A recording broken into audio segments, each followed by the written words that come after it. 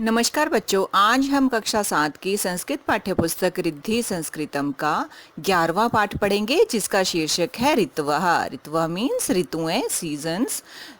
जो भारतवर्ष में 6 तरह की ऋतुएं होती हैं उनके बारे में ये चैप्टर है। तो आइए शुरू करते हैं। एकादशः पाठः ऋतवः। ऋतुः वर्षस्य कश्चित् कालखण्डः यस्मिन् वातावरणं निश्चित प्रकारकं भवति। ऋतु जो है वर्ष के कुछ कालखंड होते हैं जिनमें वातावरण निश्चित प्रकार का होता है। समग्र वर्षस्य कालः षट्सु ऋतुषु विभक्तः। पूरे वर्ष को 6 ऋतुओं में विभक्त किया गया है, बांटा गया है। ऋतवः षट् संख्यकः यथा। ऋतुएं 6 प्रकार की हैं, जैसे वसंतः, ग्रीष्मः, वर्षा, शरदः, हेमन्तः, शिशिरः च। वसंत, ग्रीष्म, वर्षा, शरद, हेमंत और शिशिर, ये 6 तरह की ऋतुएं हैं। मास द्वयस्य कालः एकस्य ऋतुसमयः भवति। दो महीनों का जो है वो एक ऋतु समय होता है। तो मास द्वयस्य कालः 2 महीने के काल एकस्य ऋतु समय भवति, एक ऋतु समय होता है। मतलब एक ऋतु में 2 महीने होते हैं, कहने का भाव यह है।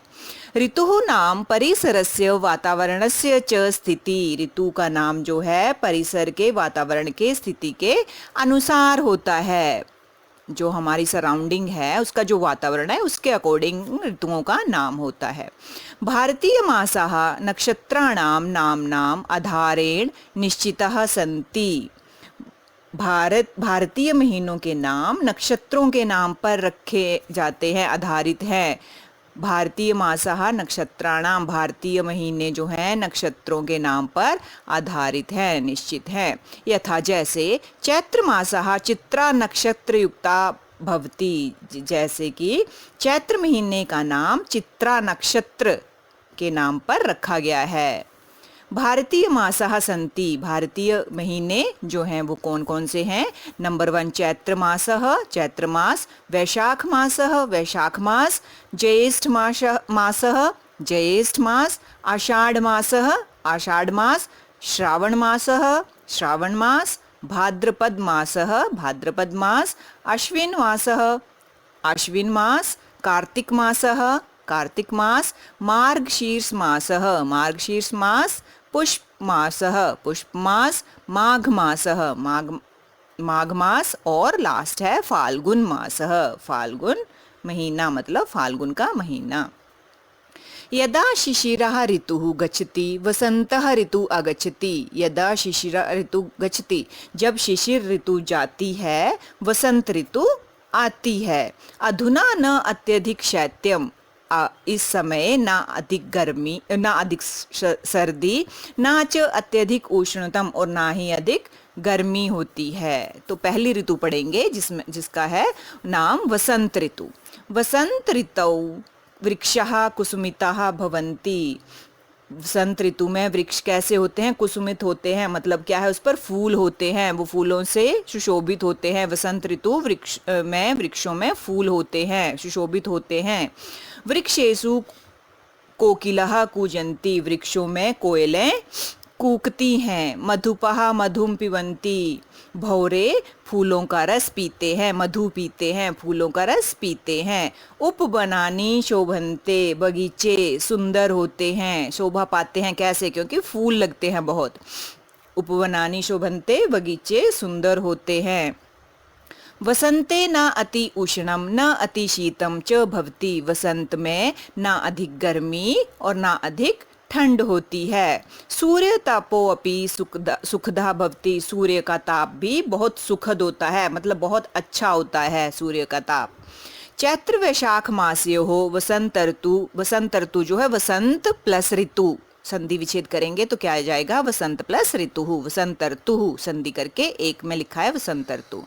तो तो चैत्र वैशाख मासयोः वसंत ऋतु भवति। चैत्र वैशाख मास में वसंत ऋतु होती है। वसंत ऋतु ऋतुराजः अपि कथ्यते। वसंत ऋतु को ऋतुराज भी कहते हैं, ऋतुओं का राजा भी कहते हैं।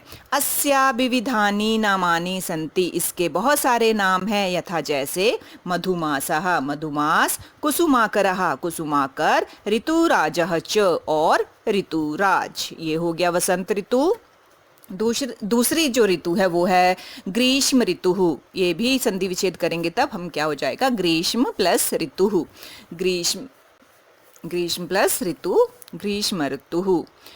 ग्रीष्म ऋतु अस्माकं धरा सूर्यम निक्षा भवति। ग्रीष्म ऋतु में अस्माकं धरा हमारी पृथ्वी सूर्य के निकट होती है। अतः सूर्यः तीव्रम तपति। तो क्या होता है, सूर्य की गर्मी बहुत ज़्यादा लगती है। सूर्य तीव्रम तपति, सूर्य तीव्र तपता है मतलब उसकी गर्मी ज़्यादा होती है। नद्यादिषु जलम शुष्यति। नदी आदि का जल भी सूख जाता है, नदी का जल सूख जाता है। दिवा वर्धते, दिन बड़े हो जाते हैं। जनः तापम अनुभवन्ति, लोग ताप का अनुभव करते हैं, गर्मी का अनुभव करते हैं। ज्येष्ठ आषाढ़ मासयोः ग्रीष्म ऋतु भवति। ज्येष्ठ आषाढ़ मास में ग्रीष्म ऋतु होती है। उसके बाद है वर्षा ऋतु।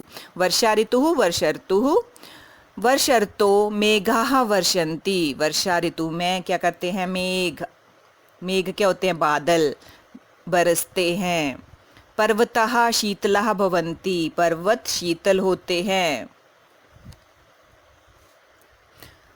उसके बाद है नद्याद्यः जलपूरिताः भवन्ति। नदी आदियों में क्या होता है, जल भर जाता है, क्योंकि बारिश होती है तो नदी आदि जल से पूरित हो जाते हैं, जल से भर जाते हैं। भूमि शस्य श्यामला जायते। हमारी पृथ्वी जो है, धरा जो है, भूमि शस्य श्यामला हो जाती है। कृषिकाः नदन्ति, हरी भरी हो जाती है। कृषिकाः नदन्ति, कृषक जो हैं, किसान जो हैं, वो क्या हो जाते हैं, प्रसन्न हो जाते हैं। श्रावण भाद्रपद मासयोः वर्षा ऋतु भवति। श्रावण भाद्रपद मास में वर्षा ऋतु होती है। उसके बाद है शरद ऋतु। शरद ऋतु आकाशः निर्मलः भवति। शरद ऋतु में आकाश निर्मल होता है। मेघः निर्जलः संचरन्ति। मेघ बादल निर्जलः बिना जल के, संचरन्ति क्या होते हैं, घूमते रहते हैं। उनमें क्या होता है, जल नहीं होता है शरद ऋतु में, वो बिना जल के घूमते रहते हैं। चंद्रिका विशदा भवति। जो चंद्रमा है वो बड़ा होता है, साफ स्वच्छ निर्मल होता है। चंद्रिका विशदा भवति, बड़ा होता है और साफ स्वच्छ निर्मल होता है। मार्गाः पंक रहिता भवन्ति। जो मार्ग हैं, जो रास्ते हैं, वो कीचड़ से रहित होते हैं, कीचड़ नहीं होता उनमें, साफ सुथरे होते हैं।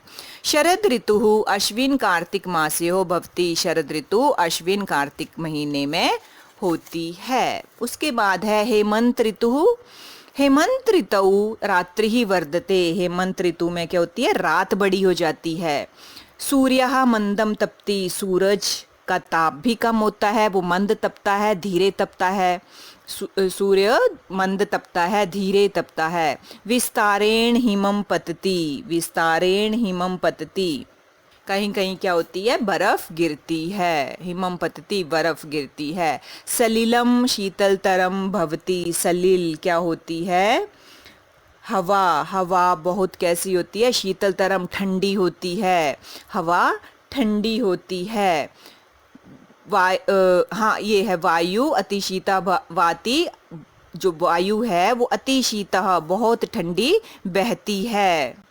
सलिलम जो है वो जल, शीतलतरम भवति, जल जो है, पानी जो है ठंडा होता है, बहुत ठंडा होता है। वायु अतिशीतः वाति, वायु भी बहुत ठंडी बहती है। हेमंत ऋतु मार्गशीर्ष पुष्य मासयोः भवति। हेमंत ऋतु मार्गशीर्ष और पुष्य महीने में होती है, आती है। ये हो गया हेमंत ऋतु। लास्ट है हमारी शिशिर ऋतु। शिशिर ऋतु कब होती है, क्या होता है उसमें, शिशिर ऋतु वृक्षेभ्यः होगा, वृक्षेभ्यः पर्णानि पतन्ति। शिशिर ऋतु में क्या होते हैं, वृक्षों से पर्णानि पत्ते गिरते हैं। सस्यानि फलन्ति। सस्यानि क्या होता है? पौधे। सस्यानि फलन्ति मतलब उसमें क्या होता है? पौधों में नए पत्ते आते हैं, फलते हैं, वो नए पत्ते आते हैं। शीतम अधिकतरम भवति, ठंड ज़्यादा होती है। शीत ठंड, अधिकतरम भवति ज़्यादा होती है। शिशिर ऋतु माघ फाल्गुन मास्यो भवति। शिशिर ऋतु जो है वो माघ फाल्गुन महीने में आती है या होती है। तो ये है आपका 6 ऋतुओं के बारे में पाठ, यहाँ पे ख़त्म होता है।